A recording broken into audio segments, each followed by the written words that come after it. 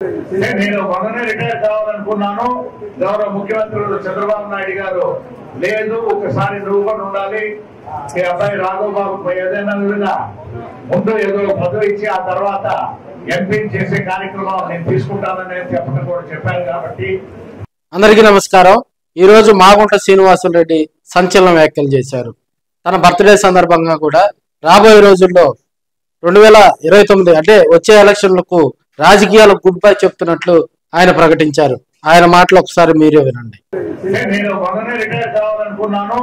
గౌరవ ముఖ్యమంత్రులు చంద్రబాబు నాయుడు గారు లేదు ఒకసారి నువ్వు కూడా ఉండాలి, మీ అబ్బాయి రాఘవ్ బాబు ఏదైనా విధంగా ముందు ఏదో పదవి ఇచ్చి ఆ తర్వాత ఎంపీ చేసే కార్యక్రమం నేను తీసుకుంటానని చెప్పడం కూడా చెప్పాను. కాబట్టి రాబోయే రోజుల్లో ముగ్గురిని మా కుటుంబం నుంచి ఆదరించే ప్రకాశం జిల్లా నాయకులకు ప్రజలందరూ కూడా కోరుకునేది రాబోయే రోజుల్లో ఉండే ఎన్నికల్లో కూడా మాగుంట రాఘవరెడ్డి మా అబ్బాయిని కూడా అదే విధంగా ఆశీర్వదించాలని కూడా కోరుకుంటూ నా జన్మదినం అనేది జరుపుకుంటూనే పోతాం. ఎంత వయసు అనేది భగవంతుడు ఇచ్చినంత కాలం, కానీ యాక్టివ్ గా ఉంటామా లేకపోతే ఇది అన్యాక్టివ్ గా ఉంటామా అనేది అది మళ్ళీ భగవంతుడు ఒకడే నిర్ణయం చేయాలి. అయినా మీరు చూపించే ఆదరణతో కూడా రాఘవరెడ్డి గారు ఈ ప్రాంతాల్లో కూడా నాయకుడిగా ఉన్నప్పుడు మేము కూడా ఉండి సేవ చేసుకునే దానికి ఒక అవకాశాన్ని కూడా కల్పించవలసిన ప్రకాశం జిల్లా నాయకులకు ప్రజలకు కూడా సెలవు తీసుకుంటున్నాను. జై హింద్. మాగుంట శ్రీనివాసులు రెడ్డి మాగుంట కుటుంబం మనకు 1991 నుంచి కూడా ఒంగోలు రాజకీయాల్లోనే ఒంగోలు ఎంపీ ఎవరంటే మాగుంట సుబ్బరామరెడ్డి, మాగుంట పార్వతమ్మ, మాగుంట శ్రీనివాసులు రెడ్డి వీరిరువురు కూడా మరి వాళ్ళ పేర్లే చెప్పుకునేటువంటి సందర్భం. అంతలాగా కూడా ఒంగోలు నియోజకవర్గంతో వాళ్ళకు ఉన్నటువంటి అట్రాక్షన్ అలా ఉండేది. ఏ పేదవాడికి ఏ ఇబ్బంది వచ్చినా మాగుంట శ్రీనివాసులు రెడ్డి ఎప్పుడు కూడా తన తలుపులు తెరిచే ఉంచేవాళ్ళు. ఎవరెళ్ళి సహాయం అడిగినా కూడా మాగుంట శ్రీనివాసులు రెడ్డి ఆ చేతులకు మరి సహాయం చేసే గుణం ఉందని కూడా మనం తెలియజేసుకోవచ్చు. ఇప్పుడున్న పరిస్థితుల్లో కూడా మాగుంట శ్రీనివాసులు రెడ్డి ఆయన రాజకీయాలకు గుడ్ బై అని చెప్పడంతో అక్కడ ఉన్నటువంటి కాసేపు నిశ్శబ్ద వాతావరణం ఏర్పడింది.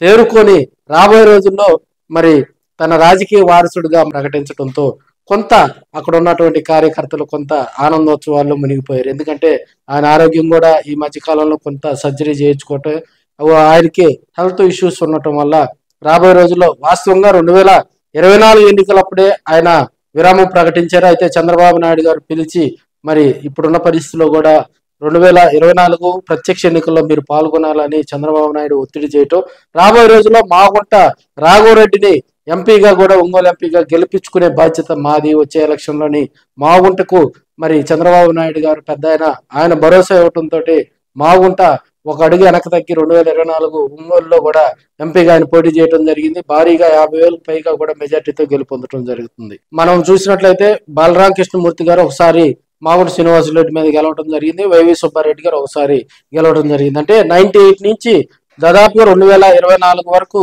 ఒంగోలు ఎంపీగా కూడా మాగుంట శ్రీనివాసులు రెడ్డి మరి 2 దఫాలుగా మాత్రమే ఆయన ఓటమి చూడటం జరిగింది.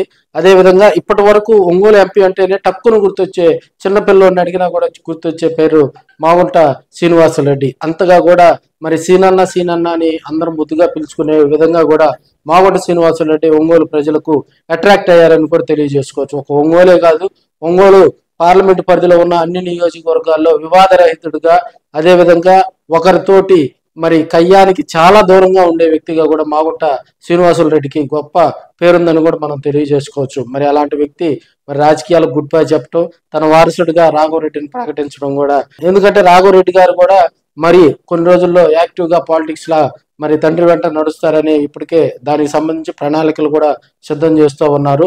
రాబోయే రోజుల్లో కూడా మరింత దూకుడుగా రాఘవరెడ్డిని, ఎందుకంటే ప్రకాశం జిల్లా రాజకీయాల్లో ఇప్పటి నుంచే గనక స్టార్ట్ చేస్తే మాగుంట అనుకున్నట్లు నెక్స్ట్ ఇంకా 4 సంవత్సరాల తర్వాత ఎన్నికలు కాబట్టి అప్పటికి రాఘవరెడ్డి ఫుల్ పెడ్జెడ్ గా కూడా తయారవుతారు. సో ఆ పరిస్థితుల దృష్ట్యా కూడా రాజకీయాలకు మాగుంట గుడ్ బై చెప్పినట్టుగా కూడా ఆయన చెప్తా ఉన్నారు.